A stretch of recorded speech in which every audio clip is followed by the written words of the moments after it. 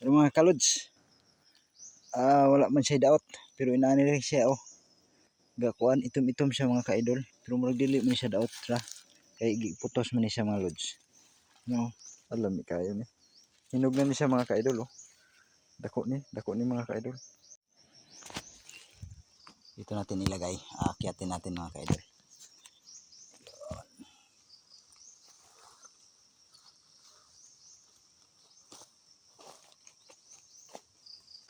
Ayun mga kalods, inakyat ko yung langka mga ka-idol, yung binalot ko nung nakaraan pa.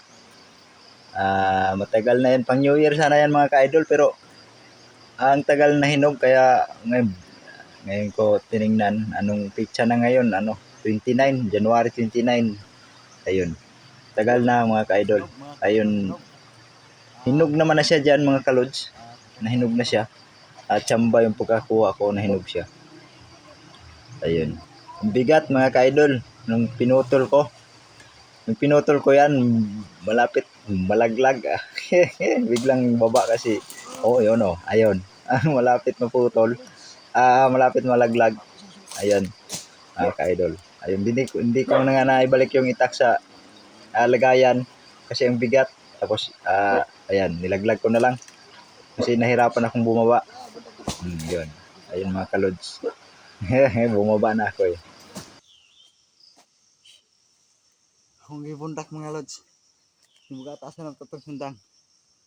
Nawala naman noon.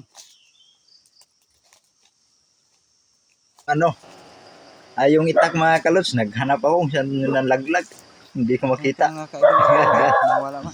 Ayun Nakakita mo lods, kung asa na hulog. Hanapin natin. Yung itak, nilaglag ko yun dito. Ano ba yun? Tak. Dara mga ka-idol. Hait na ba kayo niyo? Pero napangag. Hait kaya siya pero pangag lang Pangag ni siya. Ay. Hindi siya ka na. Tigulang na yung sundanga. Ayun, hinog mga kalods Buksan natin yan. Pero mga kalods, wala man siya daot.